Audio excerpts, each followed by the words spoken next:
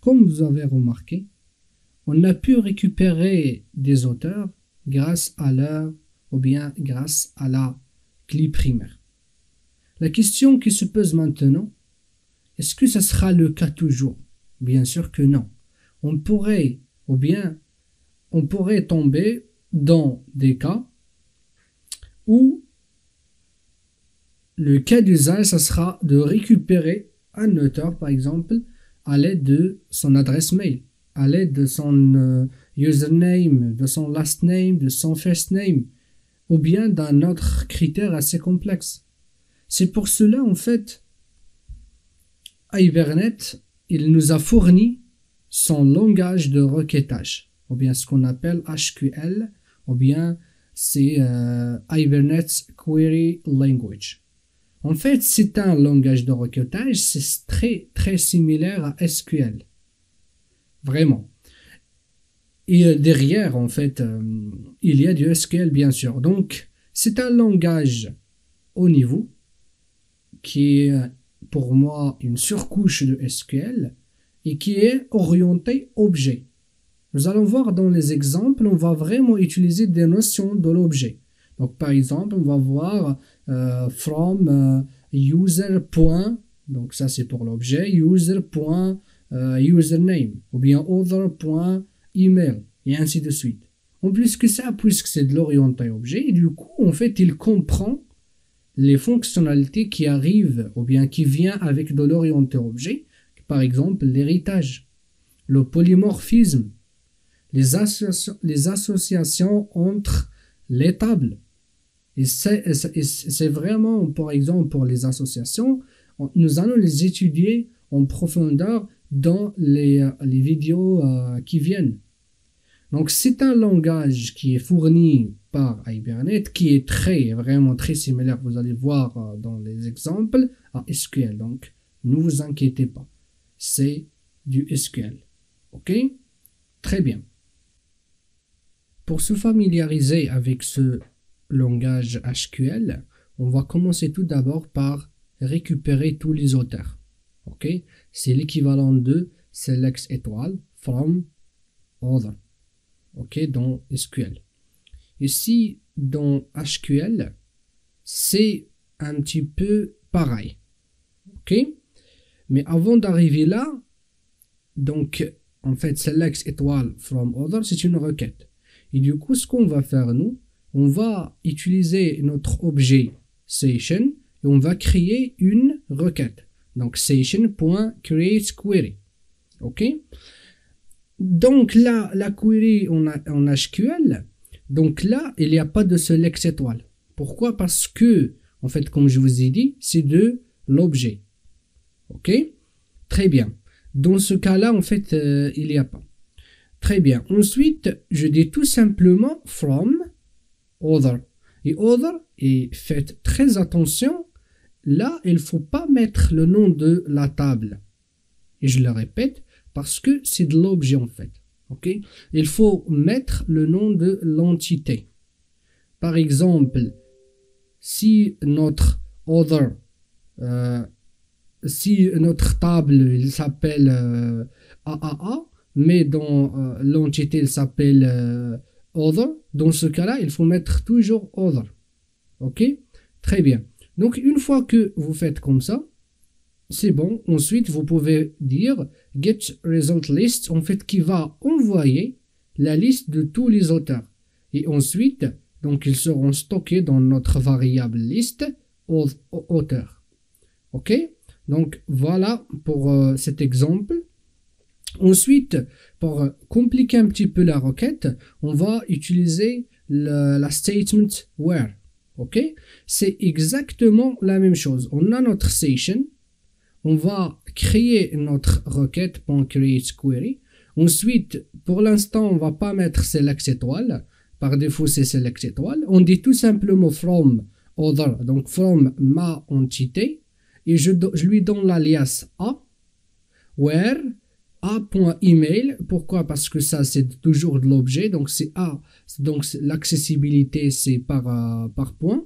Donc, a.email égale me@azercode.com. Et là, il va me retourner une liste et je vais lui dire, OK, donne-moi le résultat sous forme de liste, donc .get result list.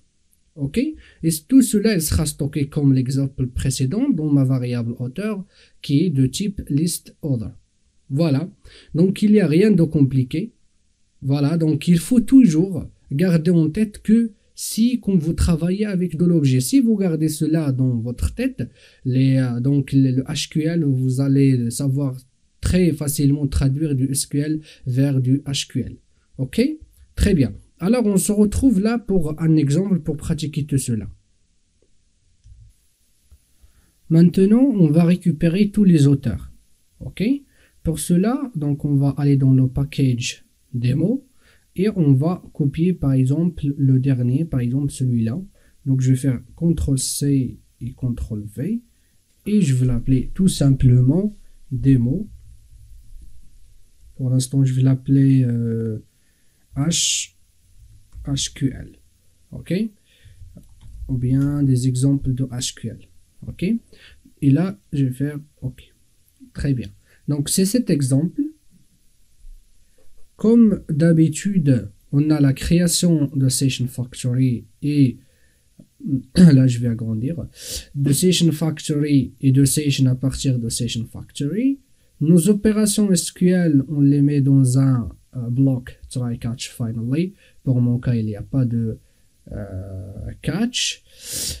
Et il faut toujours faire un begin transaction et un commit si nécessaire. Voilà, voilà. Donc là, ce qu'on va faire. Bon, j'ai pris le mauvais exemple, mais c'est pas grave. Ok. Donc là, ce que on va faire, on va tout d'abord supprimer ça parce que là, ça va pas servir à grand chose. Et d'ailleurs, ça aussi. Ok? Très bien. En fait, si vous voulez, quand je vais commencer ma transaction, donc là, je vais récupérer la liste des auteurs.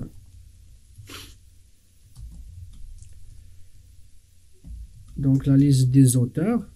Et ensuite, je vais les afficher.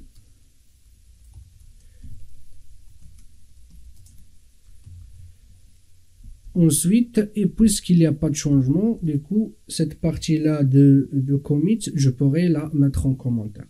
Ok, très bien. Alors, la première partie, comme je vous ai dit, c'est récupérer la liste des auteurs.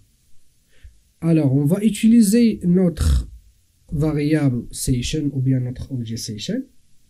Cet objet fourni par Spring, par Hibernate, elle permet de créer une query ou bien SQL query. Ok. Et dans cette query, tout simplement, je vais récupérer, je vais faire du SQL là. Select étoile from other. Ok. Ça, c'est du SQL. Mais moi, puisque c'est du HQL, j'ai pas besoin de select étoile. Donc, c'est le statement par défaut. From, oui, parce que je lui dis à partir. Other, ça c'est le nom de ma table dans la base de données, mais moi, puisque je suis dans l'objet, dans un monde de l'objet, il faut donner le nom de l'entité. Mon entité, elle s'appelle Other, pas besoin de point virgule, et c'est tout. Donc j'ai ça. Ensuite, il faudrait que je récupère la liste. Donc c'est get result. Donc get result list, on a get first result, ça c'est si vous voulez en fait récupérer le premier, ça dépend de votre besoin, mais pour l'instant on va rester sur get result list et là je fais comme ça, ok. Pardon. Pour l'instant en fait on a pu récupérer la liste, ok. Et du coup, il faut les stocker, quelque part. Et pour cela, je vais donc créer une liste des auteurs, ok, que je vais appeler liste ou bien tout simplement auteur, et je vais faire égal cela, ok. Donc là, liste, il ne le reconnaît pas parce qu'en fait, je l'ai pas, je fais pas un import. Donc, je vais l'importer de java.util. OK? Voilà. Très bien. C'est aussi simple que ça. OK? Là, je vais afficher tous les auteurs. OK?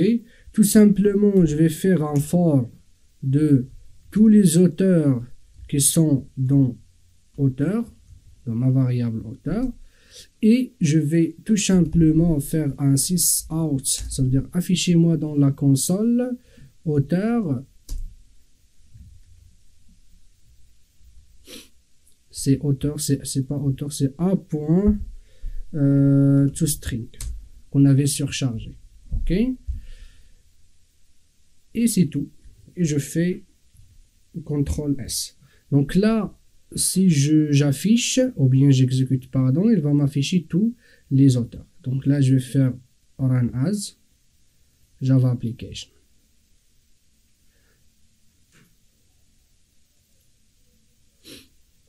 Voilà, comme vous voyez. Donc il m'a affiché les quatre occurrences que j'ai dans la table Other. OK? Voilà, donc c'est pas compliqué.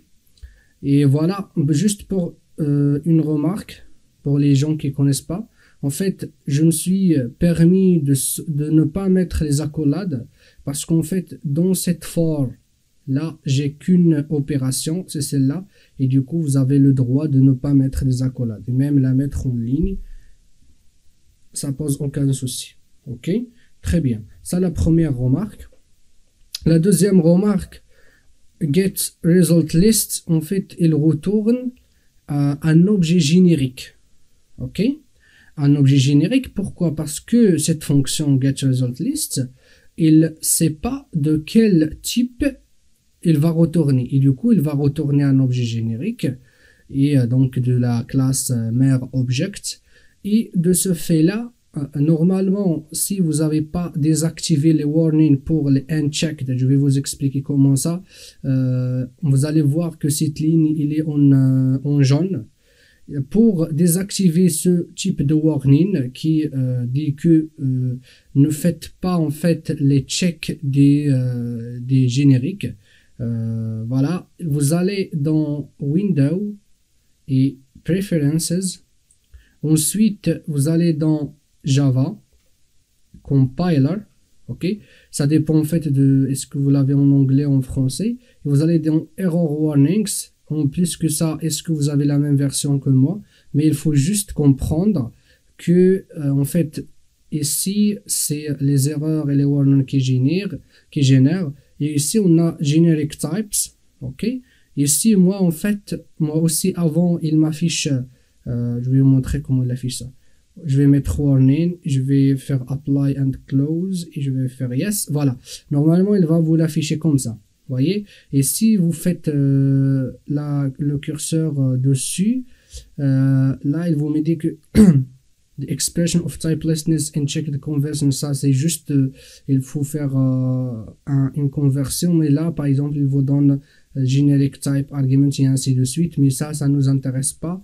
Et en plus que ça, comme je vous ai dit, ça retourne un objet générique parce qu'il connaît pas il connaît pas en fait le type réel de ce qu'il va retourner. Et du coup, pour qu'on n'a pas ce truc là ici jaune, on va désactiver le warning de ce type là.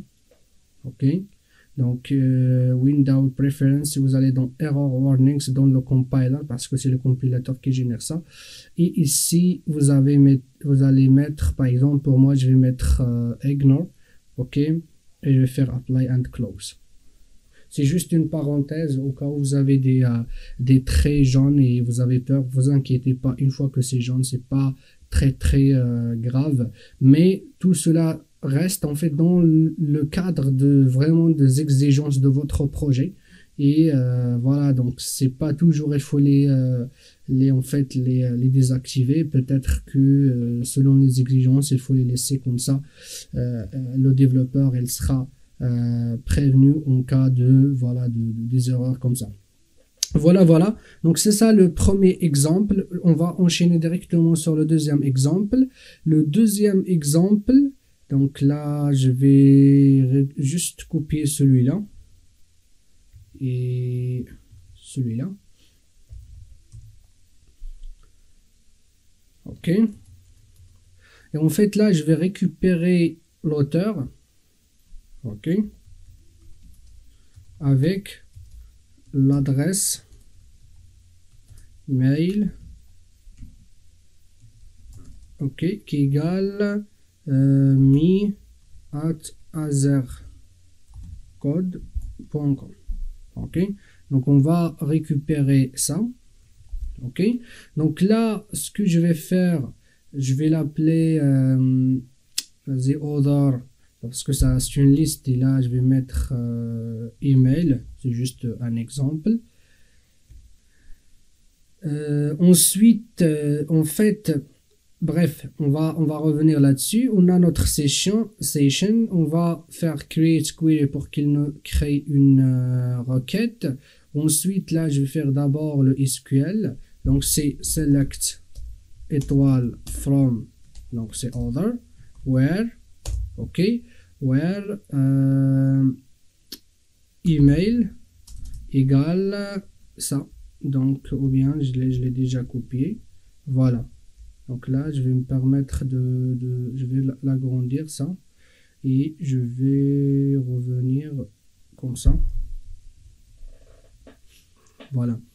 Donc, en SQL, j'ai fait select étoile from la table other where email égale me@azercode.com. Et je récupère la liste. Mais en fait, puisque nous, on est en SQL, j'enlève le select étoile, j'ai pas besoin. C'est par défaut. From other, c'est pas la table que je vais mettre, c'est l'entité. OK. Where email égale me@azercode. OK. Très bien. Voilà, voilà. Et ensuite, si tu listes, il va me retourner une liste parce que j'ai fait get result list. Et là, vous allez voir que ça passe très bien. Ok, je vais juste faire ici un sysout. Juste pour différencier les deux exemples comme ça. Comme ça, on sait lequel a été exécuté, c'est quoi les éléments récupérés. Donc là, j'ai sauvegardé. Je vais faire run. Ok, donc là, j'ai fait le run. Voilà, je vais agrandir la console et comme vous voyez ici, j'ai pu récupérer mon auteur avec l'adresse mail me@azercode. Ce qui concerne ça, nous avons vu tout à l'heure. Ok, très bien. Voilà, donc c'est pas vraiment compliqué une fois que vous avez le SQL. Voilà, donc pour le HQL, c'est vraiment très facile. Ok.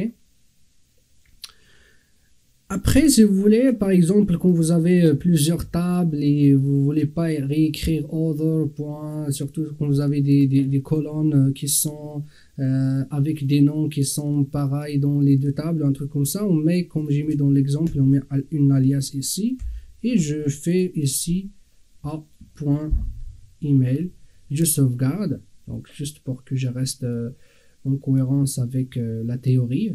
Donc là, je vais faire, vous allez voir ici dans la console qu'il va m'afficher comme avant. Ok, très bien.